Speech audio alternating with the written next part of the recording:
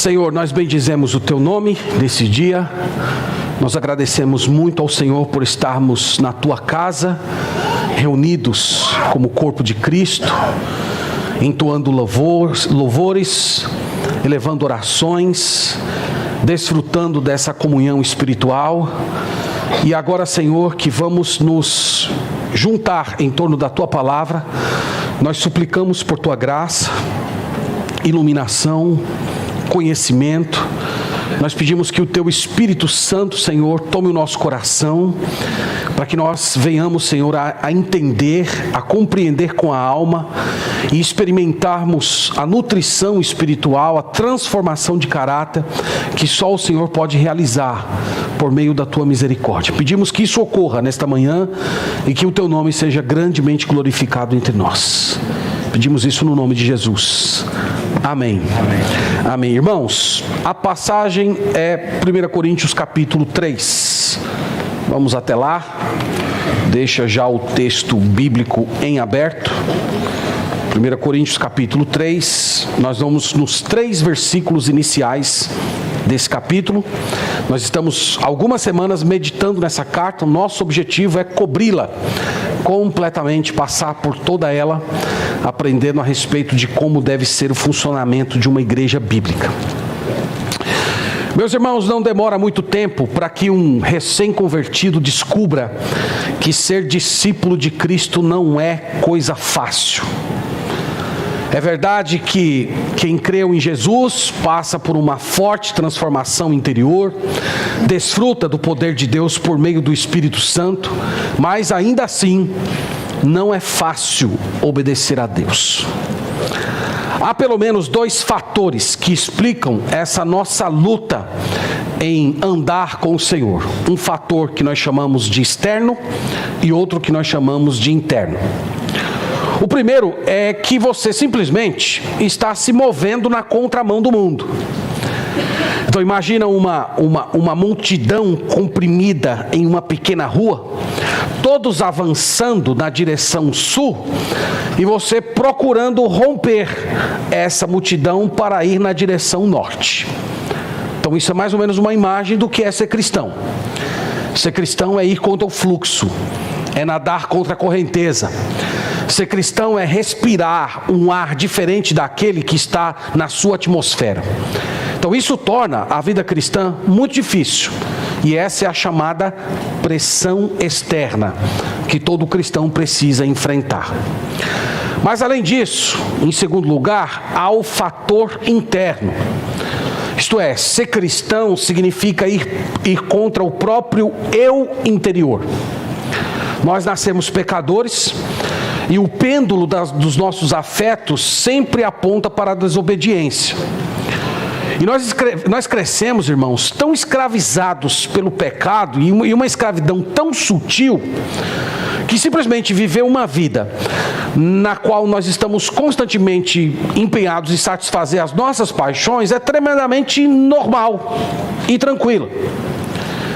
Quando a salvação chega, Deus quebra as correntes escravizadoras do pecado, coloca o Espírito Santo como sendo o ente dominante do nosso coração. No entanto, o pecado continua ativo.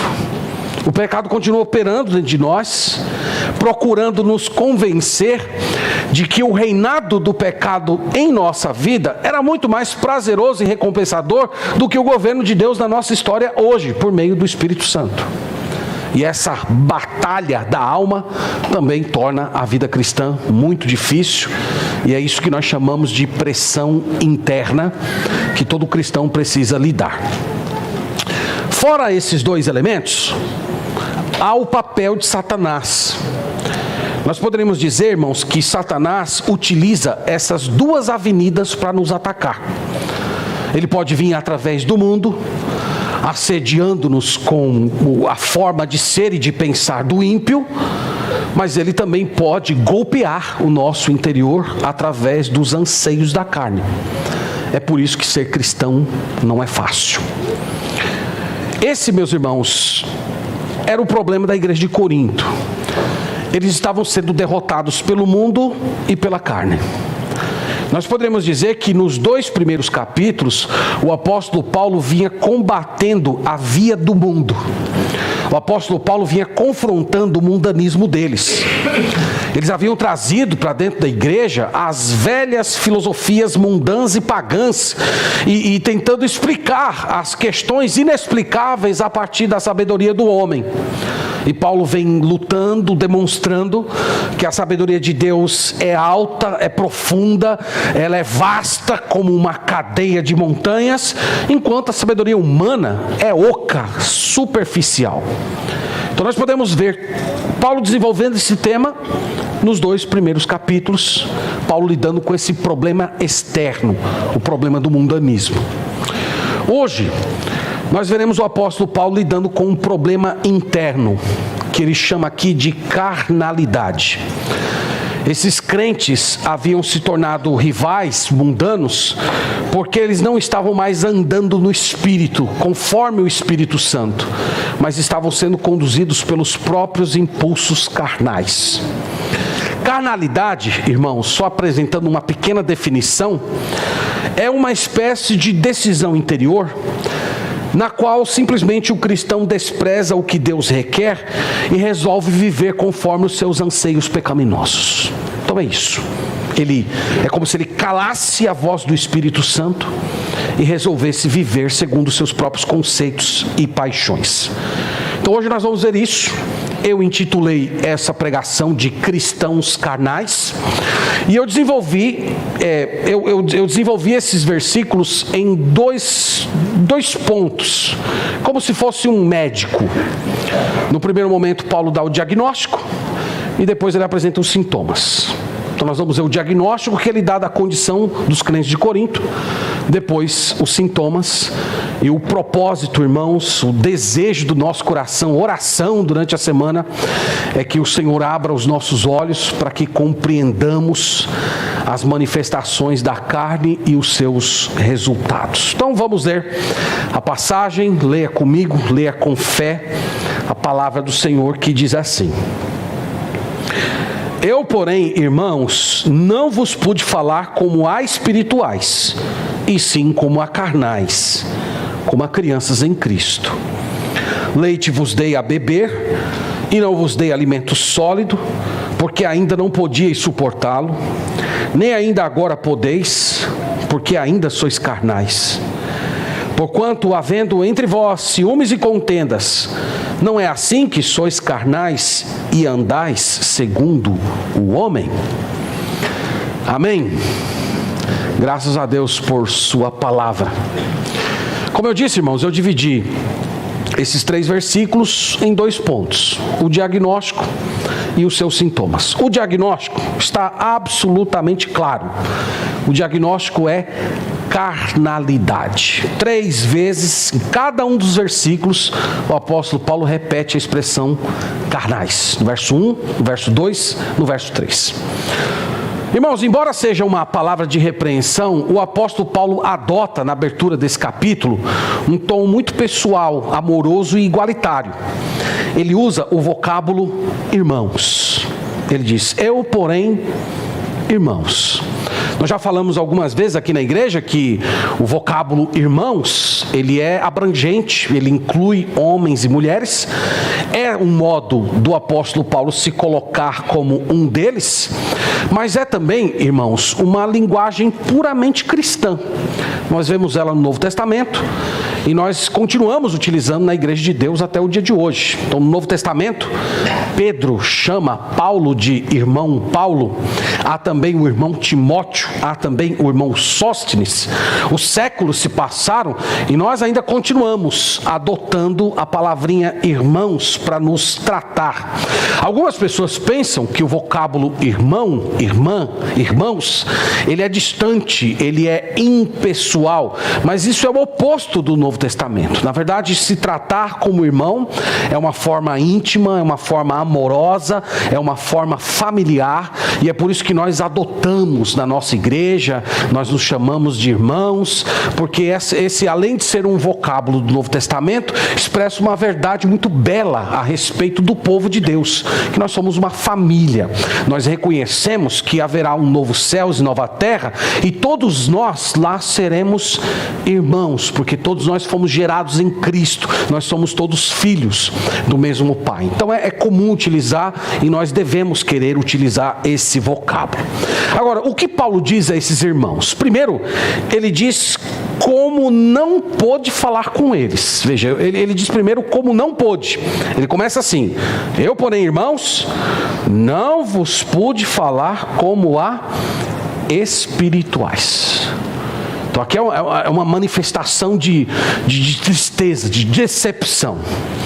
Eu não pude me aproximar, eu não pude me dirigir, eu não pude falar com vocês, ministrar a vocês como pessoas espirituais. A palavra espirituais aqui, me permitam explicar, é uma palavrinha grega composta.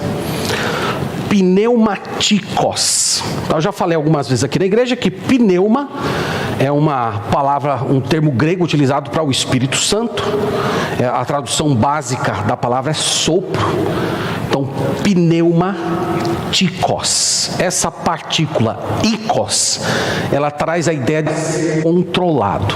Então, quando Paulo diz pneumatikos, ele está falando de alguém que é controlado pelo Espírito Santo. Então, todos os cristãos deveriam ser um pneumatikos. Você deveria ser controlado pelo Espírito Santo. No entanto, no Novo Testamento, essa palavra pneumatikos, ela é usada em dois sentidos. E esses dois sentidos estão presentes em 1 Coríntios. No primeiro sentido, é para se referir a quem é cristão. O cristão em contraste com o não cristão. Então, todo convertido, em um certo sentido, ele é um pneumatikos. Por quê? Porque no momento em que ele creu no Senhor Jesus, o domínio da carne foi banido da sua vida e ele passou a ser habitado pelo Espírito Santo. O Espírito Santo se sentou no trono do coração. Então, essa pessoa, a partir desse momento, ele não vive mais a partir dos impulsos da carne como sendo o elemento dominante da sua vida. Ele é habitado pelo Espírito Santo. Nós vemos esse uso do apóstolo Paulo no capítulo 2, versículo 14. Nós falamos desse texto semana passada. Você pode olhar comigo aí só para conferir. Ele fala assim: ora, o homem natural não aceita as coisas do Espírito de Deus. Enquanto no 15 ele diz: o homem espiritual julga todas as coisas. Então aqui vocês podem ver que o contraste é entre o homem espiritual e o homem natural. O homem espiritual é o homem habitado pelo Espírito Santo. O homem espiritual aqui é o homem convertido. Aqui ele não está falando se ele é um bom cristão, se ele é um mau cristão, se ele é um cristão fervoroso, se ele é um cristão relapso. Não, ele simplesmente está falando de alguém que é cristão. Agora, irmãos, no capítulo 3, versículo 1, o apóstolo Paulo usa a palavrinha pneumatikos em um sentido diferente. Não é mais um sentido de cristão, é um sentido de maduro na fé. Maduro.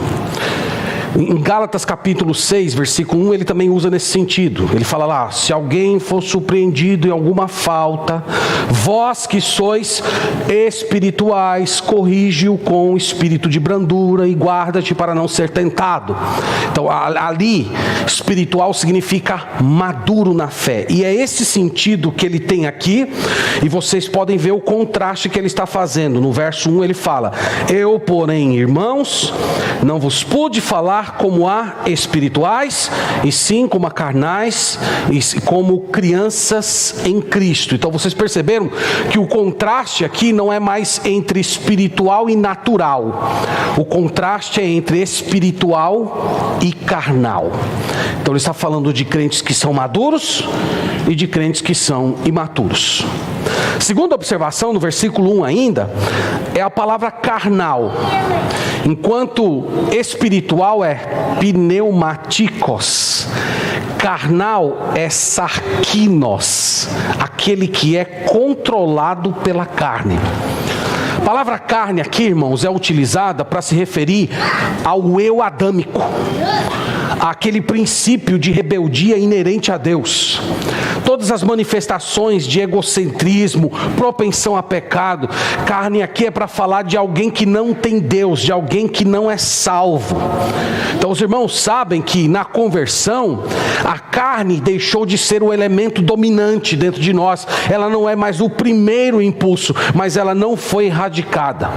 Então o que o apóstolo Paulo aqui está dizendo é o seguinte: eu tenho que me dirigir a vocês como pessoas controladas pelas paixões. Infelizmente eu não posso abordar vocês como pessoas espirituais. Eu tenho que me aproximar de vocês como se vocês fossem descrentes. É isso que está sendo afirmado aqui. Então, embora eles fossem habitados pelo Espírito Santo, eles não se deixavam ser controlados por ele. E é por isso que nos 3 versos ele repete: vocês são carnais, vocês são carnais, vocês são carnais. Portanto, irmãos, nós estamos falando aqui de pessoas verdadeiramente convertidas. Paulo chamou de irmãos, mas eles viviam como se fossem incrédulos. Eles pensavam, sentiam e agiam como pessoas que não conhecem ao Senhor. Isso é algo, irmãos, muito triste. É muito triste uma igreja, uma pessoa chegar a essa condição de vida, ela não poder ser abordada como um crente, como alguém orientado, cheio do Espírito Santo, mas falar com essa pessoa como se ela fosse ímpia, como se ela não fosse convertida. O apóstolo Paulo ainda usa uma outra imagem para descrever a condição espiritual desses crentes. Além de usar a palavra carnal, ele termina o versículo 1 dizendo: crianças em Cristo. Essa palavrinha aqui, crianças, é também um termo negativo. Vocês sabem que até na nossa língua, nós muitas vezes utilizamos o vocábulo criança infantil para falar de adultos que se negam a agir como adultos, não é isso? Nós chamamos fulano, criança. Há até uma síndrome, uma doença, a respeito desse assunto, a chamada síndrome de Peter Pan. Então está cheio de Peter Pan na nossa cultura, pessoas que cresceram só no corpo, mas parece que a cabeça retraiu com o passar dos anos. Mas nós também utilizamos a palavra criança em um outro sentido, que se aproxima muito do que Paulo está falando aqui. É para descrever aquelas pessoas que se acham maduras e experientes, mas na verdade elas são imaturas. Você já deve ter ouvido alguém dizer para outro assim: fulano ainda não saiu das fraldas.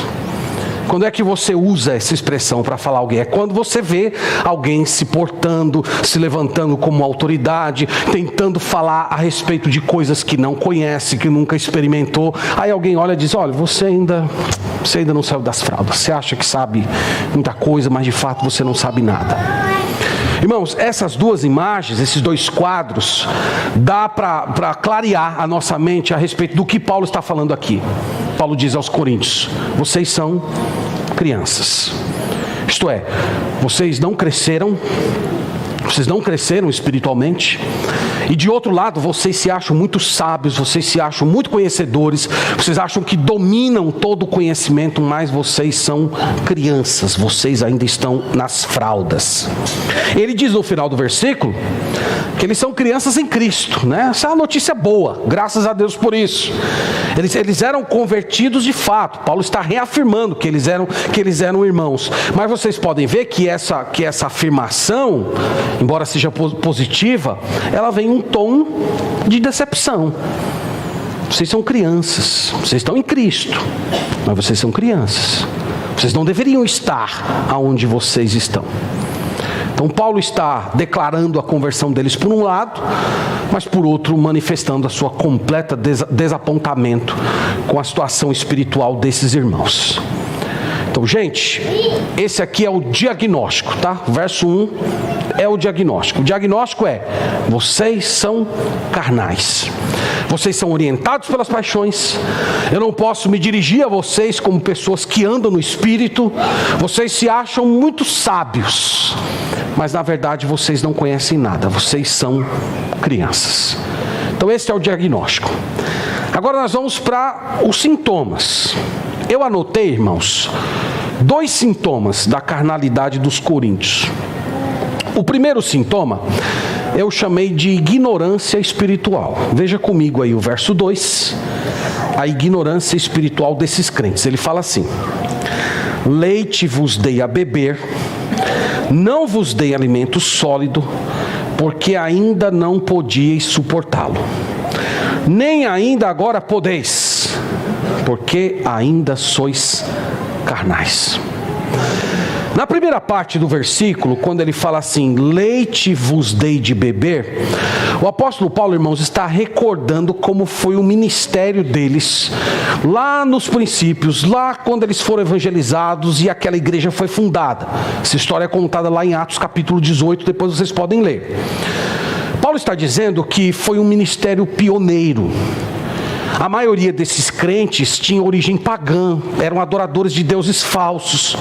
Eles nem tinham aquela base judaica que poderia ajudar a compreender o Antigo Testamento, a promessa do Messias. Então era muito mais fácil, do ponto de vista humano, evangelizar pessoas que já tinham uma base judaica, que criavam um certo caminho para conhecer a história do Messias Salvador desse mundo. Mas não era o caso deles, eles eram pagãos, eles eram adoradores de falsos deuses. Então Paulo diz assim que o ensino dele foi mais elementar, foi mais básico. Ele chama aqui de leite. Eu dei leite para vocês. É isso que nós fazemos com um recém-nascido. Ninguém dá um acarajé para uma criança recém-nascida. Não vai nutrir a criança de uma forma adequada. Então Paulo diz, eu quando fui até vocês, eu ofereci leite. Eu nutri vocês dentro daqueles fundamentos da fé. Eu respeitei o momento, o estágio do desenvolvimento espiritual de vocês. Vocês não comportavam ainda um alimento mais sólido, mais profundo. Então eu ofereci para vocês leite. Aqui ele está se referindo ao seu ministério.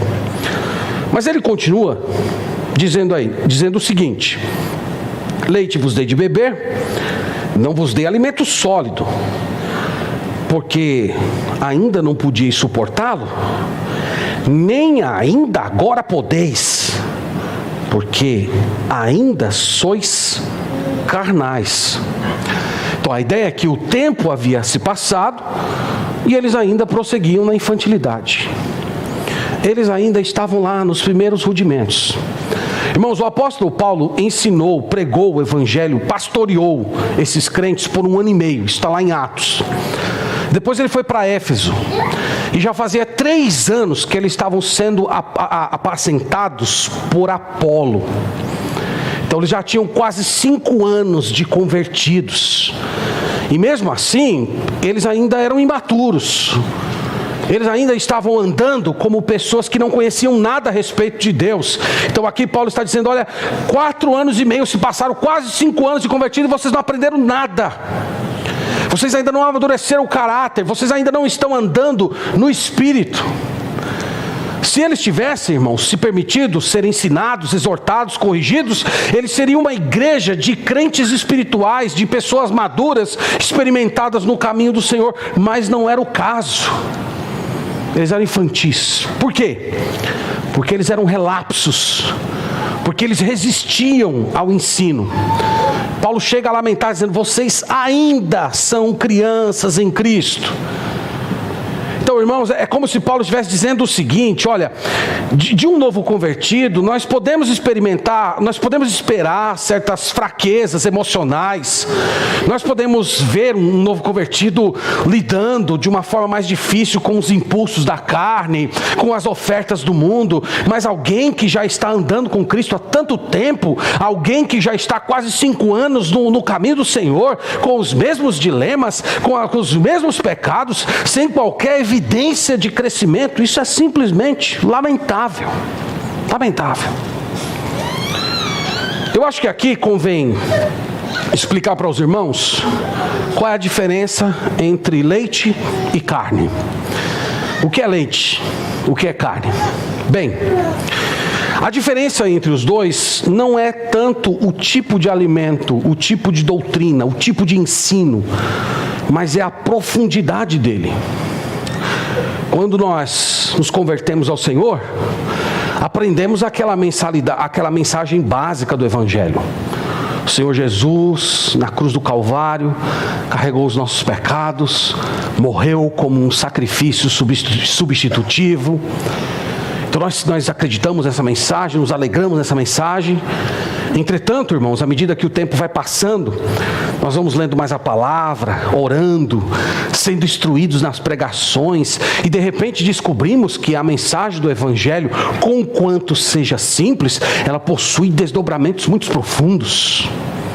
E logo a gente começa a ver que por detrás da mensagem do Evangelho tem um ensino belíssimo a respeito das duas naturezas de Cristo, a natureza humana e a divina, a chamada união hipostática.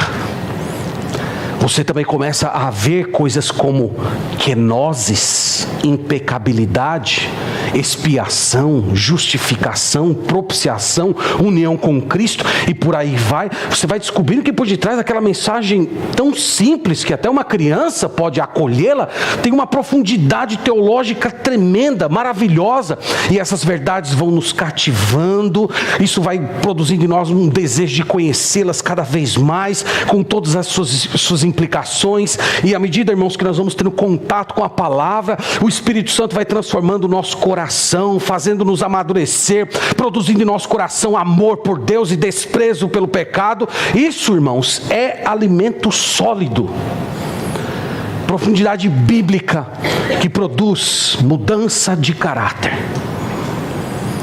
Então esse é o processo natural de crescimento na fé.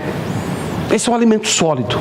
Mas nós vimos aqui, os coríntios eram relapsos, eles eram rebeldes, eles resistiam à verdade de Deus e eles preferiam a sabedoria do mundo ao invés da sabedoria do Senhor.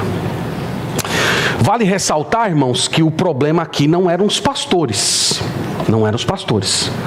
Paulo diz: eu gostaria de oferecer alimento sólido, teria condições de oferecer isso a vocês, mas vocês não suportariam. Esse problema que o apóstolo Paulo coloca aqui é um problema bem diferente da nossa geração. Na nossa geração, o problema, na maior parte dos casos, são os pastores. A maioria dos crentes hoje, das igrejas, são crentes, é formada por crentes imaturos por causa da ignorância e da infidelidade dos pastores. Há pastores, meus irmãos, que simplesmente insultam o Espírito Santo de Deus com a sua preguiça e o seu desleixo. Eles sempre oferecem leite. Passam a vida inteira nivelando a igreja por baixo, fazendo a política do mínimo necessário, e depois ainda reclamam da carnalidade da comunidade. Não sei como. Então, um pastor, irmãos, ele deve cavar fundo na Bíblia, através da oração na dependência de Deus e também muita pesquisa, porque o Espírito Santo é o autor final desse texto. Conforme lemos domingo passado em 2 Coríntios 2:10, nesse texto aqui estão as profundezas da mente de Deus. E os pastores devem querer conhecer esses pensamentos profundos de Deus revelados na sua palavra, cavar, conhecer em oração, dependência de Deus e muito esforço também, para poder entregar para a igreja de Deus o alimento sólido. E essa é a vacina de Deus contra a carnalidade.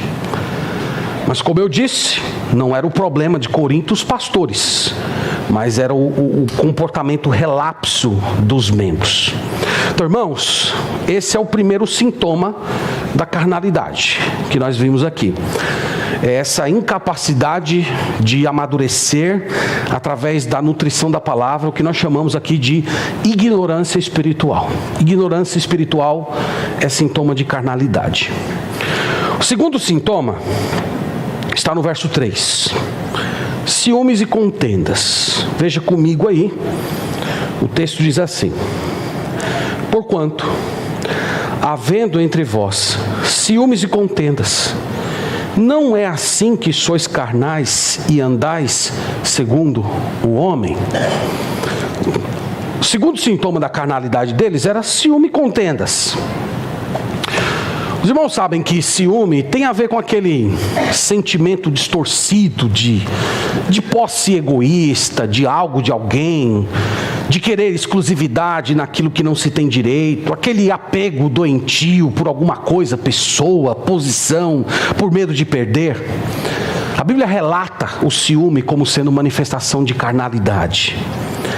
E ele fala aqui também da briga, da contenda, disputa, rivalidade, inimizade.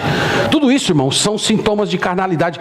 Você deve pensar em ciúmes e contendas como sendo irmãos gêmeos. Onde tem um, tem outro. Você já viu um ambiente marcado por ciúmes que não tem briga, que não tem rivalidade, que não tem disputa, que não tem inimizade? É impossível. Os dois estão sempre juntos. Então, é interessante que o apóstolo Paulo faz uma conexão entre ciúme e contenda com atitude de criança. Então, de criança se espera ciúme e contenda. Então, se você nunca viu isso, recomendo você se inscrever no departamento infantil e ficar no berçário ali uns dias. Você vai ver o que é ciúme e contenda. Criança lá na posse do seu brinquedinho, é meu, é meu, é meu, e o outro vem e ela bate no outro. Quem tem mais de um filho pequeno em casa sabe também o que é ciúme e contenda. E Paulo relaciona esse comportamento à infantilidade, imaturidade. Então aqui, irmãos, nós não estamos falando de crianças, nós estamos falando de gente madura, no sentido de velhos e pessoas de muito tempo de crentes. E algo, irmãos, tremendamente triste é que essas situações em Corinto não eram pontuais. Elas eram repetidas, eram mal disseminadas. Ele fala assim: porquanto havendo entre vós ciúmes e contendas. Então, não foi um acontecimento, não foi um acidente, não foi um tropeço.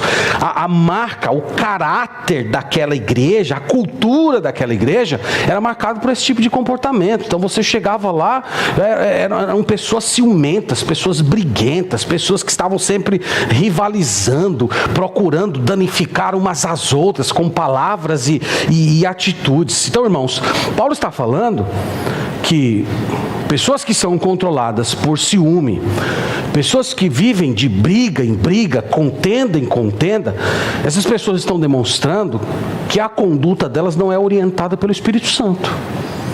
Simples assim. Vocês não andam no Espírito. Quem anda no Espírito não vive de briga em briga. Quem anda no Espírito não vive de contenda em contenda. Quem vive no Espírito é humilde, não está buscando proeminência, é perdoador, é paciente. Agora, pessoas cheias de direito, que se juntam ali umas com as outras para criticar, falar mal, causar divisão. Então, essas pessoas, elas são carnais, elas não andam segundo Deus. Ele termina o versículo 3 dizendo assim: não é assim que sois carnais e andais segundo o homem. Então, andar segundo o homem aqui é justamente uma referência ao descrente. É como um homem natural, é como um homem que não é controlado pelo Espírito Santo. Então, irmãos, nós poderíamos colocar na seguinte imagem: esse fruto podre, chamado carnalidade, era justamente causado pelo ciúme e pela contenda. E esse fruto podre, nós vamos ver a partir do verso 4, na próxima semana, gerava o divisionismo. Então, quem mordeu o fruto podre da carnalidade vai contrair a doença do divisionismo, que é o assunto que ele vai prosseguir a partir do próximo parágrafo, conforme veremos. Então, irmãos, fazendo aqui uma síntese antes de partir para as palavras finais, nós vimos Paulo apresentando o diagnóstico. O diagnóstico é carnalidade. Carnalidade nada mais é do que aquele comportamento na qual nós apagamos o espírito, no sentido de darmos as costas para as suas influências, e resolvemos viver em rebeldia, deliberadamente em pecado.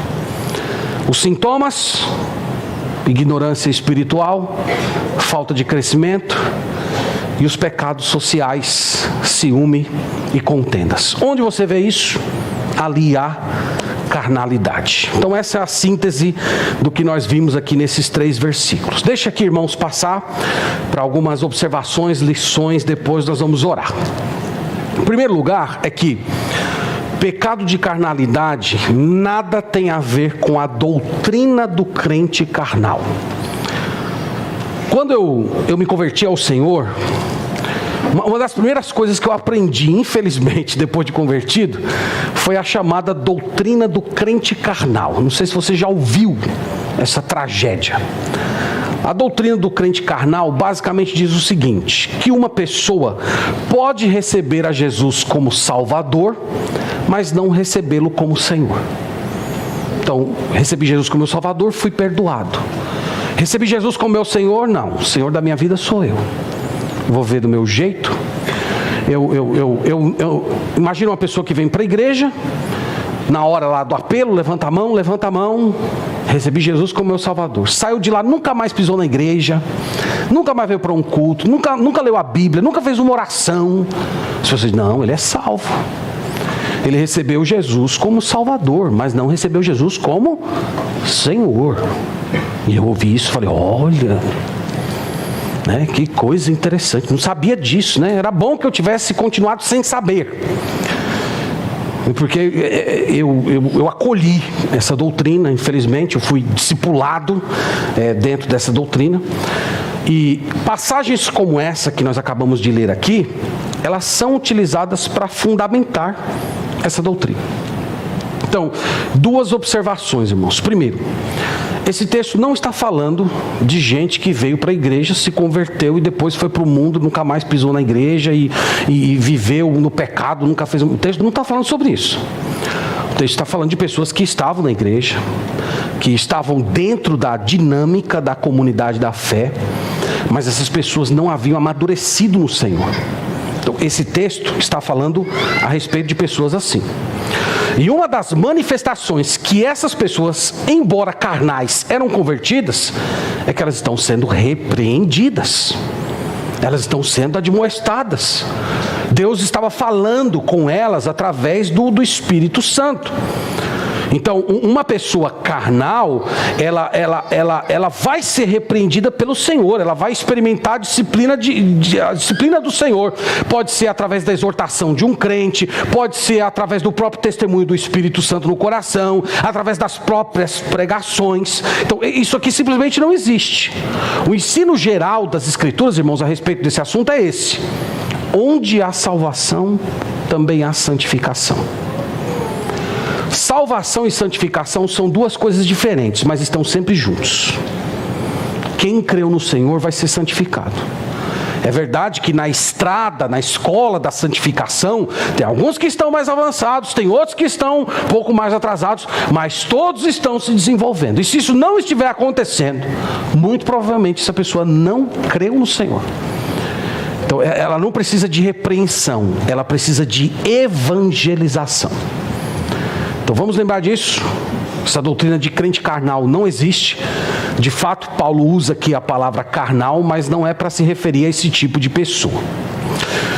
Segunda observação, irmãos, que nós podemos depreender dessa passagem, é que uma igreja séria, que é comprometida com a verdade de Deus e a saúde da igreja do Senhor, sempre repreenderá os carnais. Sempre repreenderá. Nós vamos fazer isso da melhor forma possível, vamos tratá-los como irmãos, conforme Paulo colocou no versículo 1, são irmãos. Então nós acolhemos como servas de Deus, amamos, oramos, queremos bem, mas ao mesmo tempo, irmãos, haverá repreensão. Uma repreensão firme, correta, dura, que mostra os pecados, que dá nome aos pecados, que expressa tristeza, decepção. Algumas pessoas pensam que isso é falta de amor. É uma grande tolice. Isso não é falta de amor. Isso aqui, na verdade, é uma profunda manifestação de amor. Você precisa amar muito uma pessoa para passar por cima do temor do homem e mostrar, através da verdade da palavra de Deus, os pecados daquela pessoa. Você tem que amar muito a Deus e querer muito bem dessa pessoa também. Então, esses pecados, ciúme, contendas, no capítulo 5 ele vai falar de imoralidade. Irmãos, esses pecados, eles destroem o próprio crente por dentro. Então, você ir lá e exortar essa pessoa é um gesto de amor. Além de causar dano à própria pessoa, o apóstolo Paulo vai dizer, nós vamos ver isso no capítulo 5, isso produz um fermento na igreja que compromete a saúde do corpo inteiro. Então é por isso que muitas vezes nós precisamos repreender. Nessas repreensões, inclui, em certas ocasiões, tratar crentes como se fossem descrentes. Você creu no Senhor, mas olha, eu não posso me dirigir a você como um espiritual. Você está numa situação tão deplorável que eu tenho de tratar você como um carnal. Paulo fez isso. Aqui no capítulo 5, ele fala sobre entregar para Satanás. Em 1 Timóteo 1,20, ele fala de Himeneu e Alexandre, os quais ele entregou a Satanás. E o Senhor Jesus ensinou em Mateus 18, que uma pessoa, quando não atende à repreensão vinda de diversas maneiras, o último estágio é tratá-la como gentil e publicano, isto é, como descrente. Então nós fazemos isso, irmãos, nós reconhecemos que esses processos por vezes são tensos, são doloridos, mas eles são absolutamente necessários para uma igreja que deseja honrar o Senhor. Vamos lembrar disso, irmãos. Deus não nos salvou para nós vivermos em paz com os nossos pecados. Deus não nos salvou com esse objetivo. Deus nos salvou para uma vida de santidade. E é por isso que Ele nos repreende. Ele nos repreende por meio da sua palavra, pelo testemunho interno do Espírito Santo, por um irmão, um amigo, alguém que chega até você e coloca o dedo na ferida, ou Ele pode te repreender por meio da igreja inteira, tratando você como se fosse um carnal. Vamos lembrar disso. Terceiro lugar, irmãos, a carnalidade é um combo de pecados. A carnalidade não diz respeito só a ciúme e contendas. A carnalidade, na verdade, é um combo que reúne diversos pecados. Se vocês olharem comigo Gálatas capítulo 5, Paulo colocou ali um combo chamado carnalidade. Verso 19. Há diversos tipos de pecado dentro desse pacote chamado carnalidade. Você pode ver aí, Gálatas 5,19, ele fala assim: ora, as obras da carne, aqui, carnalidade, as obras da carne são conhecidas, e são, e aí ele cita pecados sexuais, prostituição, impureza e lascívia. Então, pecados sexuais também são carnalidade. A segunda lista inclui pecados relacionados à adoração, idolatria e feitiçarias.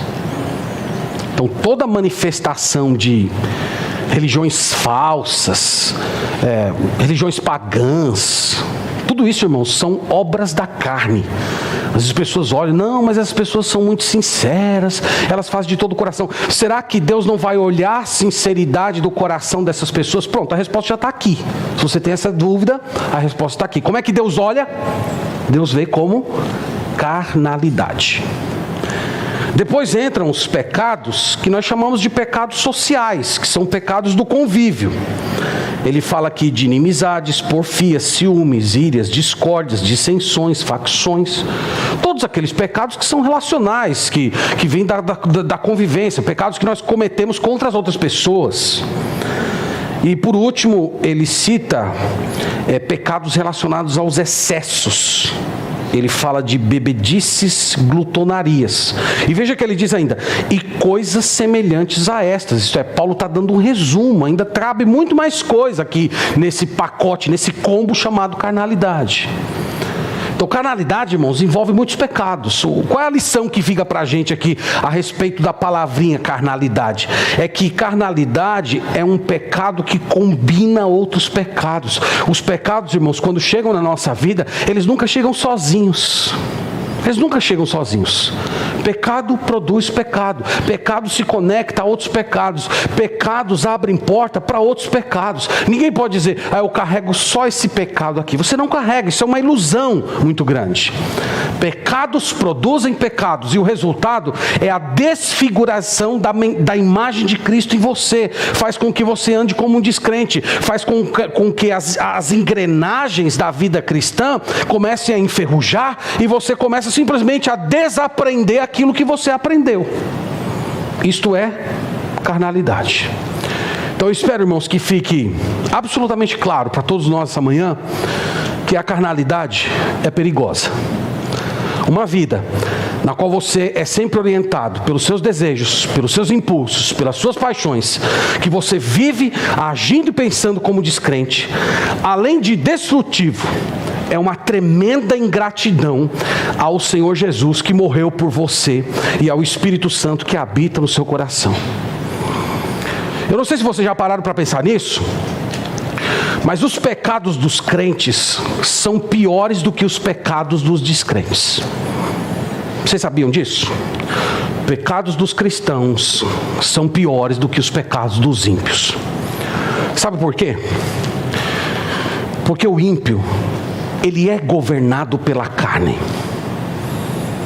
O ímpio, pecar é simplesmente esperado. Ele é inimigo de Deus, ele é cego nas suas próprias paixões. É de se esperar que ele viva uma vida na qual o fluxo dos seus pecados está sempre correndo na sua alma. Mas uma pessoa que é de Deus, irmãos, essa pessoa, ela não é mais escrava do pecado. Então, se eu fosse comparar a vida cristã com uma guerra, vocês sabem que numa guerra os embates estão acontecendo por causa do controle, da luta pelo controle de um certo local. E quando uma guerra está se desenrolando, normalmente os exércitos querem ter o controle da capital. Quem tem o controle da capital simplesmente governa todas as coisas.